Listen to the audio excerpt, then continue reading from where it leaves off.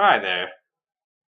As you know, if you are a seller on eBay, there are all kind of scams which can go on, especially if you're selling high value, high market share items. Especially the more relevant and in circulation they are, the worse off you'll be in, and the more they cost too, the more value they have. Yeah, you will get fucked by eBay, the criminal scammer thieves, and PayPal's 6 month buy protection, right? Especially if the item is new and wearable. Okay, so a fashionable item, especially if they're shoes or something. In the case of fashion, they will wear the shoes for you know almost up to the 6 month point, and then they'll claim, oh, the brand label fell off. I want the returns, and they'll get it. They'll get it. So you don't sell those kind of things on eBay. You will lose your item, or the quality of the item, or the um, the condition of it, and you'll lose the money which should have been your payment. Uh, so we won't be talking about that. We will be talking about the other kind of abuse which can be found, which is the partial refund abuse, which I've experienced. I sell items with a low value. They are legacy items, or vintage, or retro. They're not commonly known by the mainstream. They're not supported by anyone anymore. They are becoming rarer and rarer by the day, so not many people know about them, and fewer as time goes along. And this is the kind of things I sell. You have to be, well, not an expert. You have to have some knowledge already of the items to even dream of purchasing them. You wouldn't be purchasing them as someone who doesn't know anything about it. You won't even come across it. So anyway,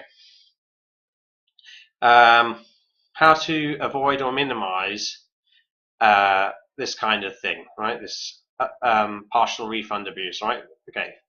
So with the buyers, or criminals, however you want to look at them, what you want to do is for this type of items, right?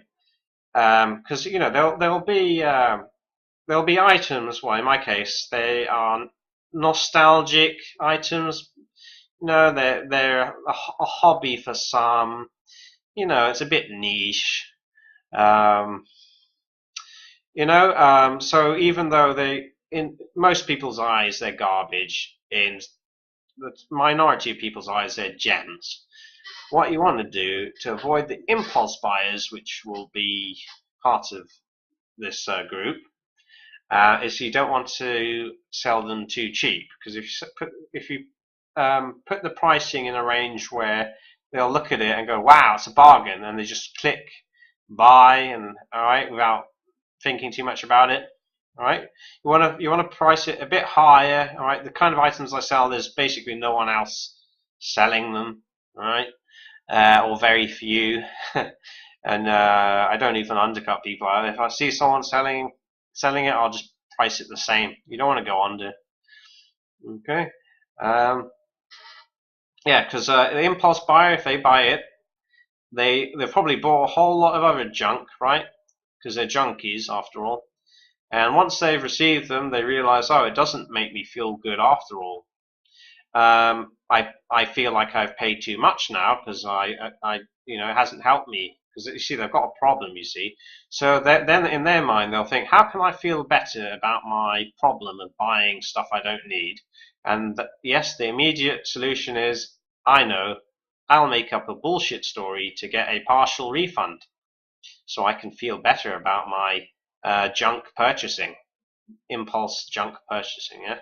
So they'll make up some story to try and get what they want, which is more money, returned to them, so they can continue the cycle using it to buy more junk they don't need, which doesn't make them feel better. But there you go. That's their problem. So you don't want to cater to them. You want to avoid the impulse buyer people who have a problem. Okay. And then what would be you'd have the second group. Okay. I mean, we're not talking about full-on thieves here who will steal your item and get PayPal to refund them in full before deactivating their eBay account and PayPal account and bank account or whatever. Is the second one, you'll just have a gamer, right? It's just someone who just treats eBay like a game. Or they might even be a reseller who knows how much value your your non-mainstream in circulation item can get for, and maybe if you make a mistake, or maybe he knows he can sell it to someone for a certain amount, right? He's going to game you, okay? It might be even his job, being a reseller. And if you're a weak seller, he's got the reseller or gamer, whatever you want to, whichever one. They're gonna start off by giving you a shit offer for your item, like 20% or more discount. And if you just agree to that, you go, yeah, I don't really, it's not. You're someone who doesn't want to make a profit. You just want to sell it, get rid of it, make room in your do some spring cleaning, right? Okay. He's going to sense weakness there. He's probably, might even encourage him to buy more of your items and play the same game. Offer you 20% less and then move on to the second stage, which is going for blood, which is the partial refund abuse, where he'll make up a bullshit story and then he'll claim up to 80% discount. I've actually seen someone try to do that to me in the past. Okay, and what you do is you just nip it at the bud right there, okay, because they're not a full-on scammer who's going to rob you of the item and the money. Is all you do is you say, sir, I would be, or madam, yeah, I'd be very happy to refund you in full if you return the item, and if you tell them to open a a moderated ticket with eBay to do the returns as well. That's a good way as well to put them off. And what normally happens, right, is they will just say, yeah, okay, fair enough. And what will happen is they won't do anything. All right, they won't bother you anymore. You won't get any return. End of story.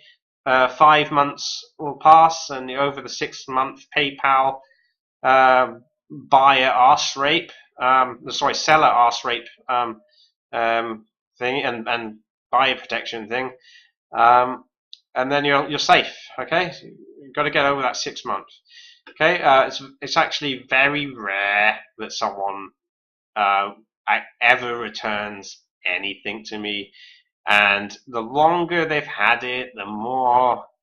It's fucking 6 months. It's completely out of order. It's completely wrong of PayPal to offer buyer protection for 6 months, especially on these items which are old, niche. It's ridiculous. You're not selling a brand spanking new piece of electronics, all right, which might go wrong. This is retro stuff. It might be decades old. It could go wrong any time for good. It's not fair to have PayPal buyer protection on everything, a blanket over everything, an umbrella protection for every item. You could be selling eggs.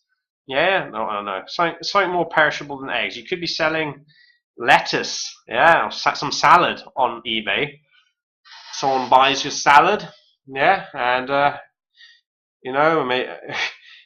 5 months later, they go, it's rotten, it's perished, I want to return it. And PayPal will go, yep, there you go, there's your money back. All right, that's what you get. All right, so yeah, that's my only advice. Is that you just nip it at the bud, ask for offer full refund upon full return of the item. If you've got serial numbers, that will help. Take a note of the serial numbers. Even better to show the serial number in the images. But as I say, it's even possible PayPal will still give them their money back, even if they've sent you a brick, unfortunately. But the people who are just playing a game, you'll stop them there. And if you're trying to sell high value electronic items on eBay, just stop what you're doing. All right, unless you're getting collection only, cash only. All right, you need to stop that immediately because you're going to get robbed. All right, that's it.